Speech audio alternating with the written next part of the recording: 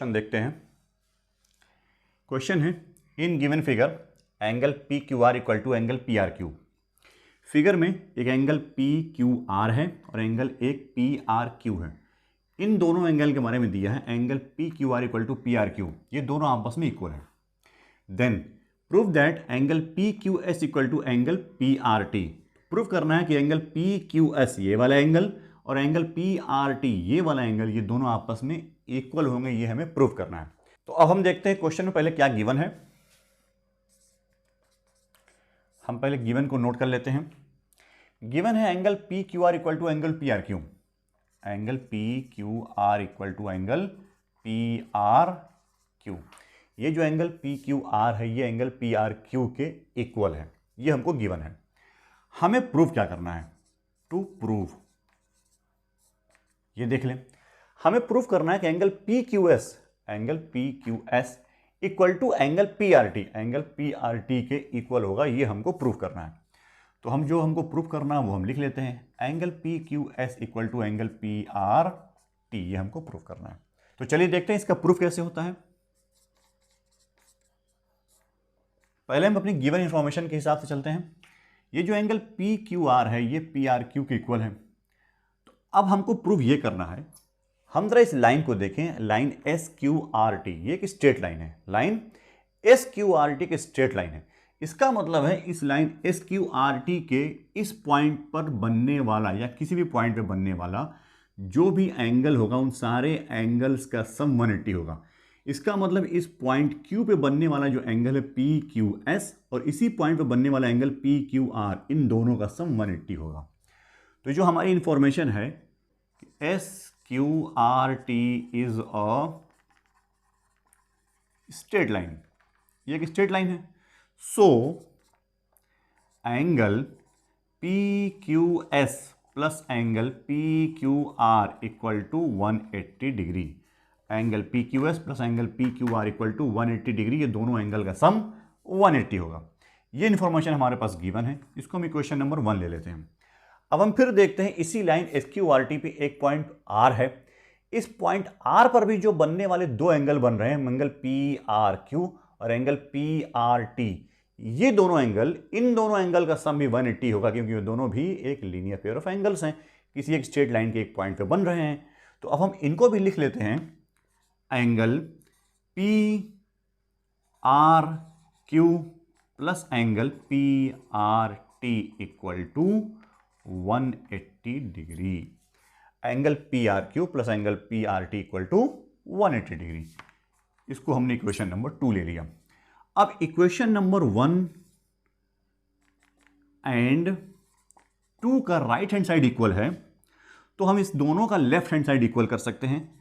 Equation number 1 और 2 से इन दोनों का लेफ्ट हैंड साइड आपस में इक्वल होगा। Angle P Q S plus angle P Q R equal to angle angle P R Q plus angle P R T, ये दोनों का सम आपस में इक्वल होगा। अभी हम लोगों ने गिवन इंफॉर्मेशन में एक बात देखी है कि angle P Q R equal to angle P R Q, angle P Q R equal to angle P R Q. इसका मतलब ये दोनों जब एंगल आपस में इक्वल हैं तो हम एंगल पी आर क्यू के बदले एंगल पी आर क्यू भी लिख सकते हैं, या एंगल पी आर क्यू के बदले एंगल पी क्यू आर भी लिख सकते हैं। हम इस इंफॉर्मेशन में जो हमारे पास इक्वेशन आया, angle P Q R angle P R Q के इक्वल है, तो हम एंगल पी क्यू आर के बदले एंगल पी आर क्यू भी यहां लिख सकते हैं। Angle P Q S plus angle P Q are के बदले हम एंगल पी आर क्यू लिख देते हैं, equal to angle P R Q plus angle P R T. ये हमने कहां से लिया? ये हमको इस गिवन इंफॉर्मेशन से मिला कि angle P Q R equal to angle P R Q. इसको हम यहां ब्रैकेट में लिख देते हैं, angle P Q R equal to angle P R Q. ये बात हमें गिवन है अपने क्वेश्चंस में। अब हम देख रहे हैं दोनों साइड में एंगल पी आर क्यू से angle P R Q cancel out हो जाएगा। अब जो हमारे पास बचेगा angle P Q S equal to angle P R T, ये इंफॉर्मेशन हमारे पास बची और हमें यही प्रूव करना था कि angle P Q S equal to angle P R T, ये बात हमारी प्रूव्ड हो गई। तो इस तरह से आपने देखा कि हमने इस क्वेश्चन को प्रूव किया। तो अब क्वेश्चन नंबर 4 देखिए।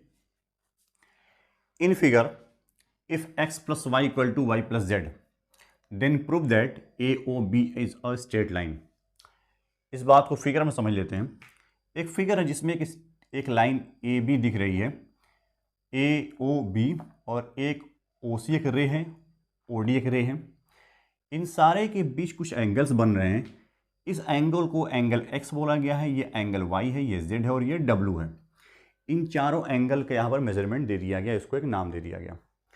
क्वेश्चन ये कह रहा है कि अगर x plus Y, if angle x plus angle y equal to angle z plus angle w, अगर ये इक्वल है आपस में, तो प्रूफ करिए कि ए ओ बी एक स्ट्रेट लाइन है। ये प्रूफ करना है।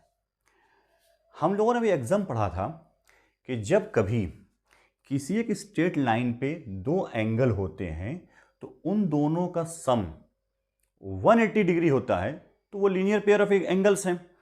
यानी लीनियर पेयर ऑफ एंगल्स होने के लिए उनका सम 180 डिग्री होना चाहिए। जब कभी उनका सम 180 डिग्री है तो वो एक लीनियर पेयर ऑफ एंगल्स हैं। वो कब होंगे? जब कभी किसी लाइन पे एक रे स्टैंड करती हो। इसी का हम लोगों ने कन्वर्स पढ़ा था कि जब कभी दो एंगल्स इस तरह से एक दूसरे के एडजेसेंट एंगल्स हो कि उनका सम 180 डिग्री हो, तो वो जिस लाइन पर वो एंगल बन रहे हैं दोनों, वो एंगल लाइन वो दोनों रेज एक स्ट्रेट लाइन फॉर्म करेंगे। हमें यही प्रूव करना है कि ए ओ बी एक स्ट्रेट लाइन है। तो चलिए हम इसको देखते हैं। पहले देखते हैं गिवन क्या है। गिवन है हमें angle x plus angle y equal to angle z plus angle w है। ये हमको गिवन है। हमें प्रूफ क्या करना है? टू प्रूफ ये करना है कि A O B is a straight line. इस बात को प्रूफ करने का मतलब यह है A O B is a straight line. इसका मतलब यह है कि इस लाइन के वन साइड में बनने वाले सारे एंगल्स का सम अगर हम 180 प्रूफ कर देते हैं तो एक स्ट्रेट लाइन प्रूफ हो जाएगी। क्योंकि किसी भी स्ट्रेट लाइन के वन साइड में बनने वाले सारे एंगल्स का सम 180 डिग्री होता है। तो हमको अगर ये हम प्रूफ कर लें कि angle x plus angle y का सम 180 डिग्री है, तो ये ए ओ बी एक स्ट्रेट लाइन ऑटोमेटिकली प्रूफ हो जाएगी। इसका मतलब हुआ, इसको हम दूसरे वर्ड में लिख सकते हैं कि angle x plus angle y equal to 180 degree अगर हम प्रूफ कर लेते हैं तो ये बात हमारे इस प्रूफ के लिए सफिशियंट होगी। चलिए तो अब हम लोग इसका प्रूफ देखते हैं, कैसे इसका प्रूफ होगा।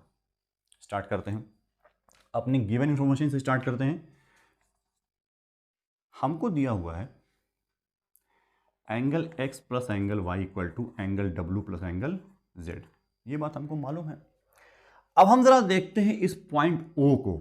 इस पॉइंट O के ही पर ये चारों एंगल x, y, z और w, ये चारों एंगल इसी पॉइंट O पे बन रहे हैं। हमने अभी पिछले क्लास में पढ़ा था कि किसी भी एक पॉइंट पे बनने वाले सारे एंगल्स का सम जो कि कंप्लीट सर्कल कंप्लीट कर देते हों, उनका सम 360 डिग्री होता है।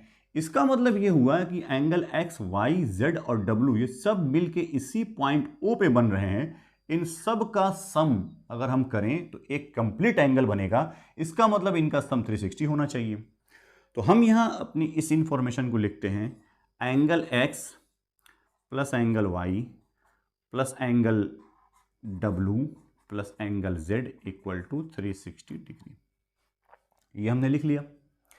लेकिन हमको अभी एक बात गिवन है जिसको हमने यहां भी लिखा है कि x plus Y equal to W plus Z, यानी angle x plus angle y ये जो है वो एंगल W और एंगल Z के इक्वल है।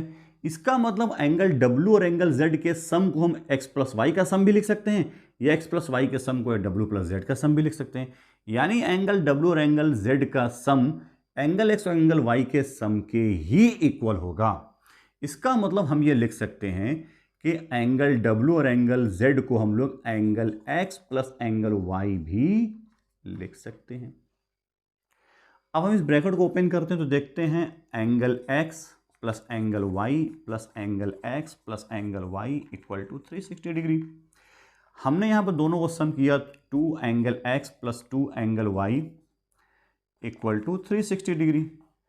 2 हमने कॉमन लिया, angle x plus angle y equal to 360 degree. x plus y, angle x plus Y equal to 360 by 2 equal to 180 degree. Angle x plus angle y का सम 180 degree हमने prove कर लिया। इसका मतलब कि अगर दोनों का एंगल का सम 180 डिग्री है, इसका मतलब ये हुआ कि AOB एक स्ट्रेट लाइन है। जो हमें प्रूफ करना था वो हमने प्रूव्ड कर लिया।